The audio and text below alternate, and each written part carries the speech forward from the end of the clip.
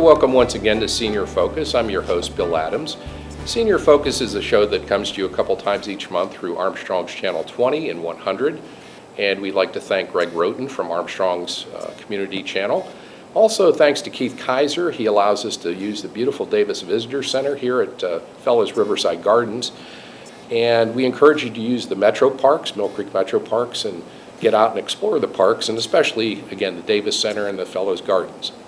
Today we're going to be talking with three folks from the Youngstown, Warren area who are Valley Legacy Award winners. And we're going to talk about what the Valley Legacy Award is, and we'll get into their stories. But I want to say thanks for coming. Okay, you're welcome. Thank you. Thank you for having us. I'll introduce folks as you see them, I guess from right to left. On my immediate right is Roz. Yes, now it's Roz. Okay, it's Roz Gadd. Roz will talk again about what she does and her work throughout her lifetime. And next to her, we have Katie Lou Harriman. Thanks for coming. And Thank you for having me. And on the far left, you see Howard Friend, also known as Howdy. And thanks again. And why don't we start with Rosalind, or Roz. That's right. I've read all your biographies or the information about the award, Right. But would you talk about maybe how you got started, maybe doing, if it's not volunteer work, I guess just community work in general? Right. Well, I've started doing community work right out of college. I was in a volunteer sorority, and we volunteered at YSU, helping with different events. Mm-hmm. And then all along, even as I was a teacher, I was still out in the community doing work with the community. I was a trustee for the YWCA, the Family Y. So all along I have been working with the community. But when I retired from teaching, I missed people.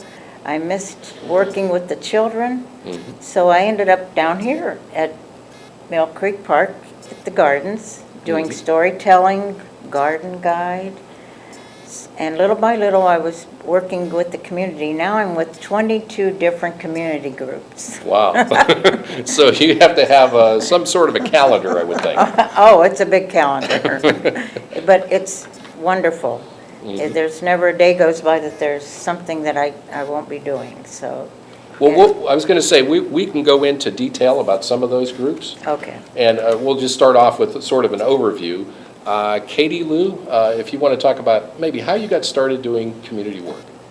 Well, I have to go back a long time. I'm new to the area. I grew up in the state of Indiana in a small town and graduated from Purdue. And my husband got a job at Packard Electric, so we moved to Warren in November of 1959. Okay. At the time, I was 6 months pregnant with our first child. And so I became acquainted with a gal that was with the white teens at the YWCA in Warren. And in the summer, she said to me, she says, Katie Lou, I need you to be a white teen club advisor. I go, now how am I going to do that? My husband's traveling, I've got a year-old baby. And they said, well, I think you can do it and I think you would like it. So that's where I started, by being a white teen club advisor for white teens at the YWCA. Mm-hmm. They met every other Wednesday at the Y, and so I was able to get a babysitter to come in and put Jeff to bed, which was wonderful because I was out and about with people. Mm-hmm. And I didn't know anybody but my neighbors and a few people I'd met at church. So from that, I became a white teen club advisor and eventually went to work at the YW and have just continued being part of the YW and other organizations in the area. And I know one of those is, I think, Someplace Safe. And we'll get into that, but okay. I mean, I know you've done a lot of work with them, and right. Again, we could talk about some other things. Howard, how about yourself? How did you sort of just get involved in, a community work?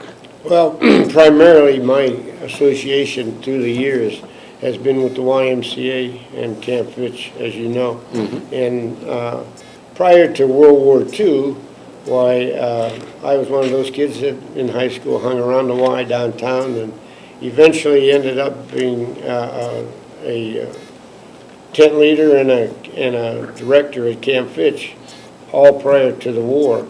And so then after serving in World War II for 2 years, when I came back and I went into education and got a teaching degree, but I continued my efforts with the Y and Camp Fitch. Went back to Camp Fitch summer after summer, and became associated with the Y downtown, and so gone on committees and so forth, and on the board at the Y now for the last 25 years.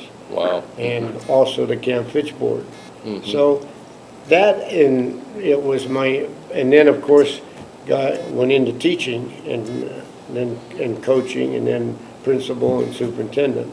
But all of that led to working with kids, Right. which I love and I enjoyed, and so that was my association, and I wanted to see youngsters get the opportunities that I had, through the Y and through camp and so forth. I'm just curious, and this is for any of you, if you want to just jump in, but did you have a model or mentor or a role model for, sometimes it's a parent or somebody in the family or it's somebody in the community, could be a teacher, but is there somebody that you looked up to and said, they're living the kind of life that I want to live eventually, and maybe that spurred some of your activity? Anybody have any thoughts on that? My family tells me my mother would be proud because she was a volunteer with the community, but I don't think she went as far as I did. But I've traveled in her footsteps quite a bit of the way now. Yeah, that's interesting, yeah. Well, my dad opened a drugstore, and my mother worked at the drugstore, so as a bookkeeper. So she did, until they got rid of the drugstore, she didn't do very much volunteering. Pardon me, she did do Meals on Wheels. I remember her, because when she got elderly, we suggested that she get Meals on Wheels, and she looked at me and she says, why would I want to do that? I've already delivered meals. The idea was for her to receive them, not deliver them. So probably some of the people I got through the church, the First Presbyterian Church in Warren, they were wonderful, wonderful women, and in the 60s and 70s, they were an inspiration to help others and to do others and do for others. How about yourself, Howard? Bill, you'll recognize the name McPhee, being from Struthers. And Okay. that Jack McPhee was a gentleman that was involved at the Y as the executive director before the war, and he was also the director of Camp Fitch, and took me, along with a friend of mine, to Camp Fitch and got us started there. And then he of course, he was a salesman in a sense, but prior to that, and during that time, he was a football official for the Big Ten and other places. But I stayed close to him all my life, all the way. And he was like an uncle to me. In fact, we all called him Uncle John at camp. I mean, he was always Uncle John. But I kind of, I would say that he kind of led the way as far as I was concerned, but he too was interested in kids. Well, what I'd like to do at this point, and you could feel free to add into this, but I wanted to touch on something that struck me about each of you. I mean, some of your particular work, and again, if you want to throw in some other things you've done too, but let's start with Howard. That I know recently you were involved in a major fundraising. I mean, I don't know how long ago it was, but it was fairly recent. That was with Camp Fitch, correct? Right. Would you want to talk about that work? I mean, was it, Again, myself, I started at Camp Fitch in 1942, and so that's about 70 years, and been going back to Camp Fitch. Of course, after I got into teaching and coaching and administration, not as much, but we went every summer, a family. As a family, the kids all went to Camp Fitch as campers. We had 3 children and 9 grandchildren. They're all campers and staff members, and so we've been going for 70 years. And it's been a part of our life. And so that in itself, that's what keeps you interested in kids, you know. Mm-hmm. Yeah, I just remember this is going way back, but in high school, Struthers, where I went to high school, they had maybe it was a week or a little bit less than that, where the younger kids from the middle school would go to Camp Fitch, and we in the high school would be the chaperones, I guess. Exactly. And that was exciting. Yeah, I remember I that. think you did that about 5th grade. Yeah, for the kids, and then the counselors, I guess, were Right. about juniors or seniors in high school. Right. So, yeah, I remember that. They still do it, Bill. Mhm. Uh-huh. That's It's been wonderful. going on for years. That's But great. but you know what it does for kids? I mean, when a kid goes to camp, it's not only a fun deal, but it's developing his mind, body, and spirit. Right. And that's what the YMCA is for.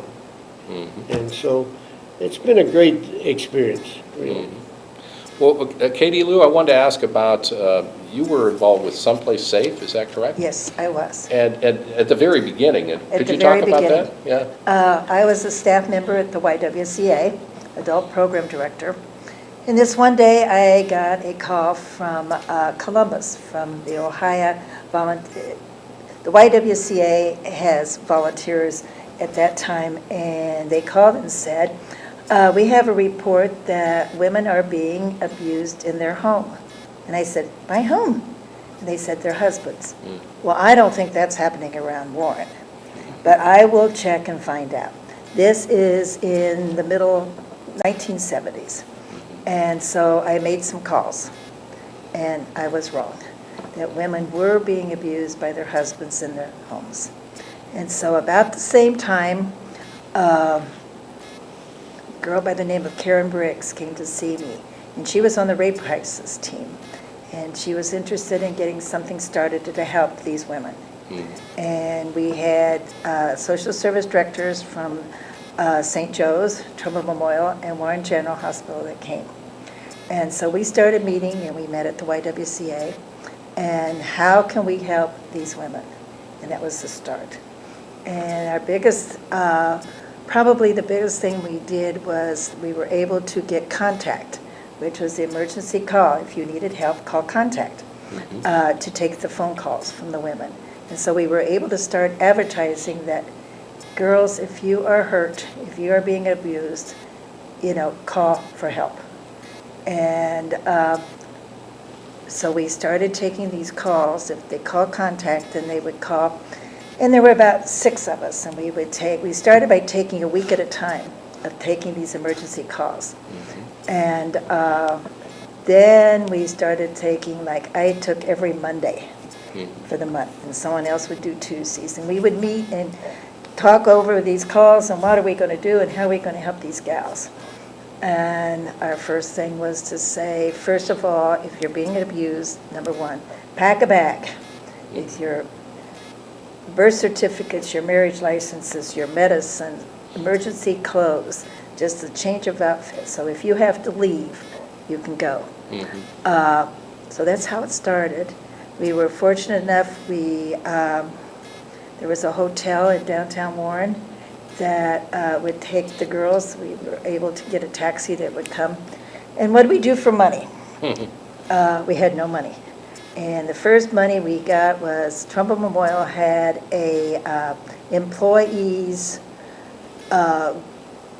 fund that they gave us $860. Well, in the 70s, that's a lot of money. Sure. And so we did have some money to help the girls with taxis.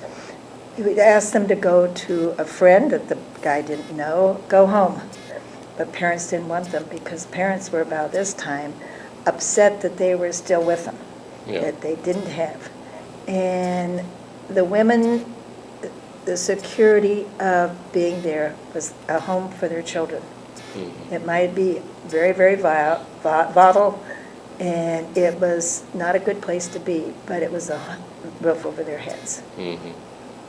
So fortunately, we kept working this way and having card parties and teas and so forth to make a little bit of money. And most of them were held at the YW. and our meetings were all at the YWCA. Fortunately, then we went to Community Development Funds of Warren, Ohio, Right. and presented our story. The story, they gave us $40,000. Oh, wow. And that was the major boost, I bet. Yes, Yeah. so we were able to buy a house and renovate it to meet all the codes. And our first shelter was, we said, when Karen Brick says, when we get a place for these women, we will call it someplace safe. So if somebody calls and says, "Where are you?" I am someplace safe. And that's still, because I've met the director, the Right. current director of Someplace Safe Right. recently, and yeah. And it's still there. someplace safe. Mhm. The community has been very, very supportive of our program. Fortunately, or unfortunately, I'm the only one around here that was part of that original group. Several people have died, moved away.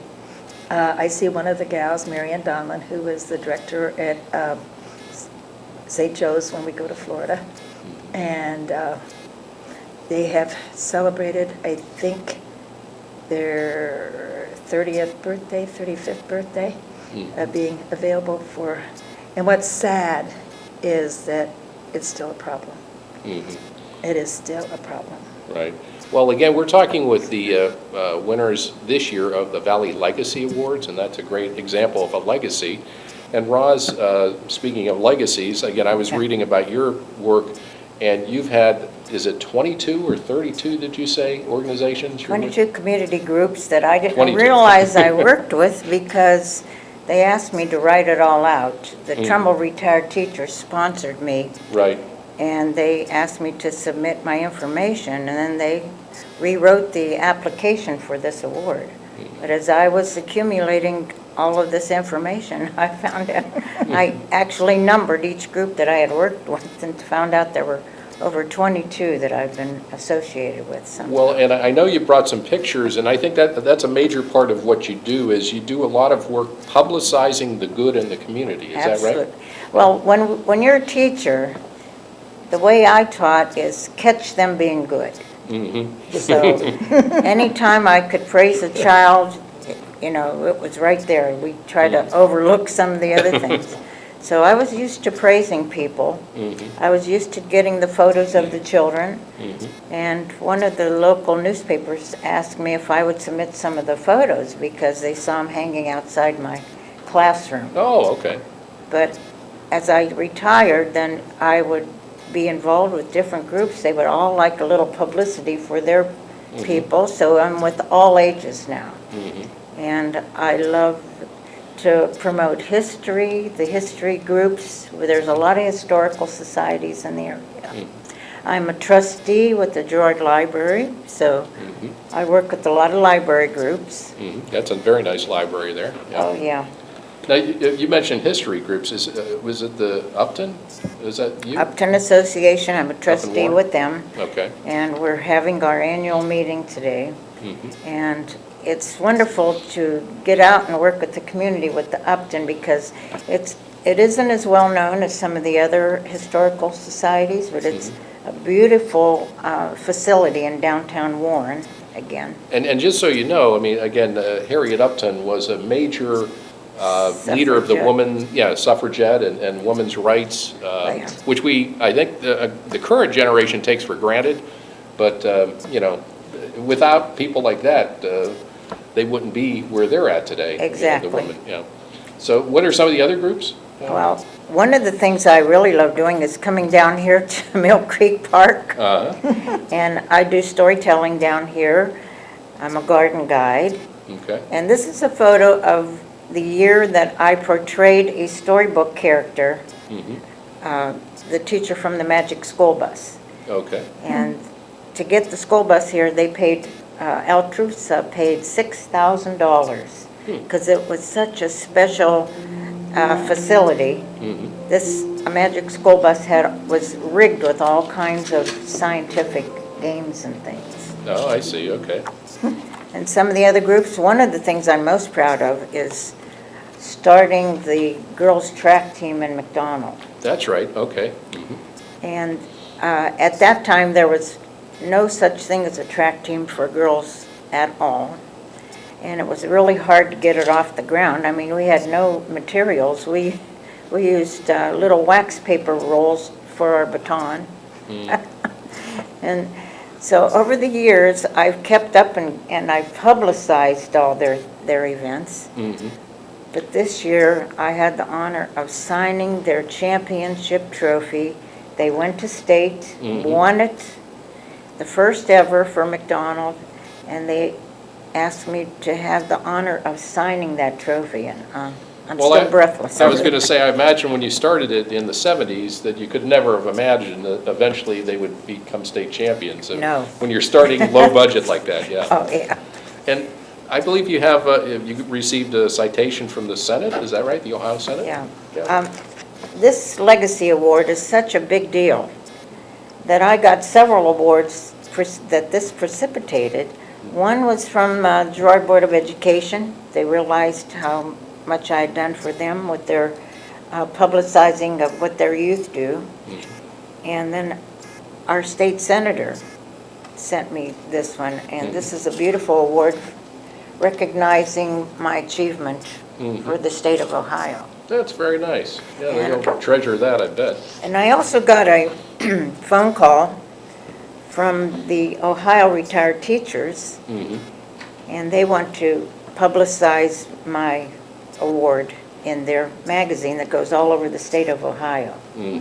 So this is such a big deal. I really appreciate what the Shepherd of the Valley does with this award. Right. And again, we're talking with the Valley Legacy Award winners for this year, and Shepherd of the Valley is the sponsor of this award, and if you wanted more information, you could talk with Danielle Procopio, and Danielle could be reached at 330-530-4038, and you could ask for her or check with extension 2057.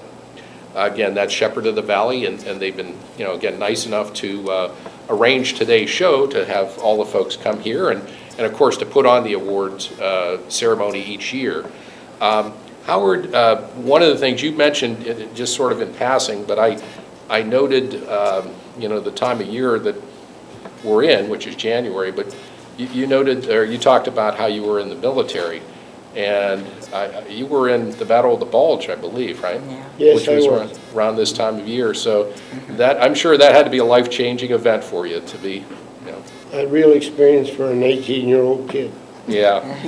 I was an infantry machine gunner with General Patton, and wounded at the Battle of the Bulge 70 years ago. Wow.